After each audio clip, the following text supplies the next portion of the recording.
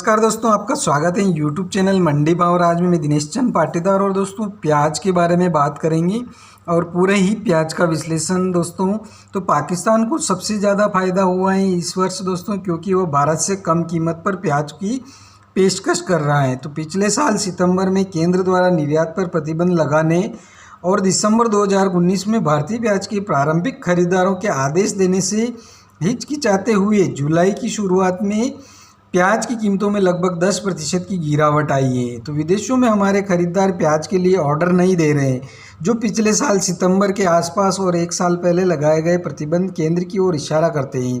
वे पहले से ही अन्य मूल्य में बदल चुके हैं। तो दोस्तों जहां की खरीदार अल्पावधि में ऑर्डर देने पर भी विचार नहीं कर रहे हैं, क्योंकि पाकिस्तान का प्याज सस्ता है और इंडिया में पिछले साल प्रतिबंध लगा दिया था। तो पाकिस्तान का अच्छा फ़ायदा हो रहा है। वैश्विक बाज़ार में भारतीय प्याज के कमज़ोर मांग के साथ मिलने का दूसरा कारण यह है कि पाकिस्तान जिन्स प्रतिस्पर्धी हैं। पाकिस्तान भारत की तुलना में कम दरों पर प्याज की पेशकश कर रहा है।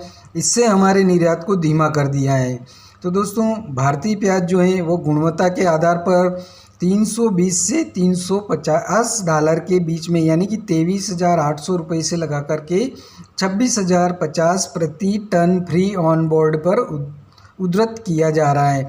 जबकि पाकिस्तान के $320 यानी कि 23,800 प्रति टन लागत और माल ढुलाई की तुलना में तो पाकिस्तान प्याज जो है वो $75 यानी कि 5,600 रुपये प्रति टन कम है, और यह अब एक वर्ष में 250 से अधिक दिनों के लिए उपलब्ध हैं। तो अमेरिकी डॉलर के मुकाबले कमज़ोर मुद्रा का फ़ायदा पाकिस्तान को भी है।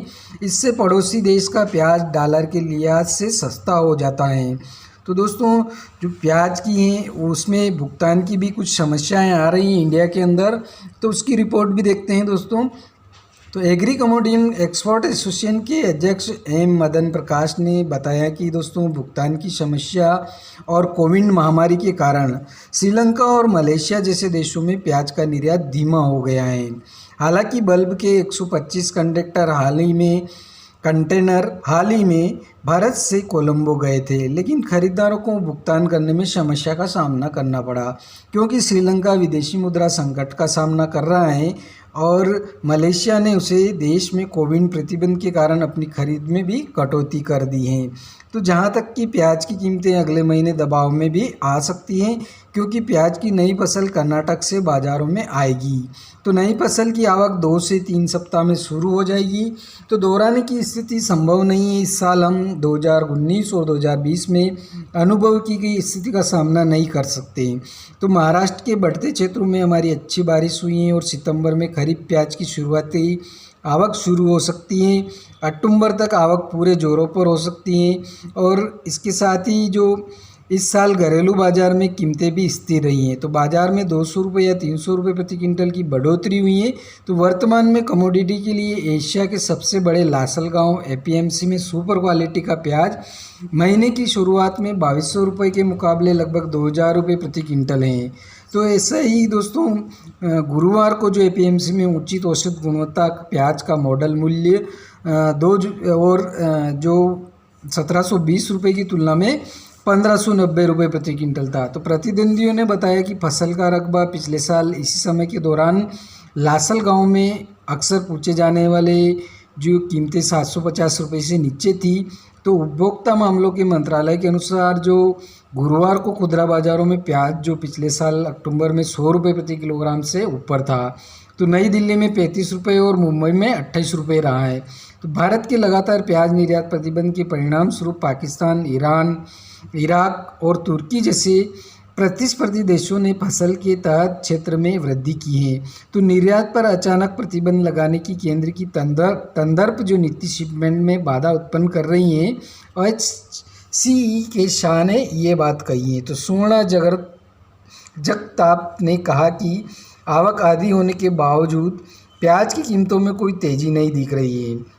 लासलगांव एपीएमसी में इस महीने की शुरुआत में 4000 से 5000 टन के मुकाबले इस समय आवक केवल 2000 से 2500 टन है। तो लासलगांव एपीएमसी के अध्यक्ष ने कहा कि कोविड के शटडाउन प्रतिबंधों में ढील और होटल और रेस्तरां खोलने से प्याज की मांग में वृद्धि देखी जा सकती है। पिछले साल सितंबर तक निर्यात 2019 के स्तर में सबसे ऊपर था। इससे पहले कि केंद्र ने खुदरा कीमतों में 100 रुपये प्रति किलोग्राम से ऊपर होने के बाद शिपमेंट पर प्रतिबंध लगा दिया। केंद्र सरकार ने भी शुल्क मुक्त आयात की अनुमति दी और कीमतों को नियंत्रित करने के लिए प्रतिबंध के अलावा स्टॉक होल्डिंग्स पर एक कैंप लगा दी।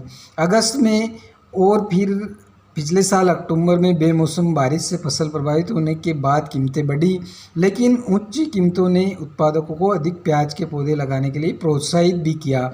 तो कृषि मंत्रालय के अनुसार प्याज का उत्पादन पिछले सीजन में जुलाई 2020 से जून 2021 में रिकॉर्ड 26.92 मिलियन मैट्रिक टन था, जबकि पिछले सीजन के 26.09 मिलियन टन की तुलना में फसल का क्षेत्रफल 1.43 से बढ़कर 1.6 मिलियन हेक्टेयर हो गया था। तो दोस्तों ये थी प्याज पर पूरी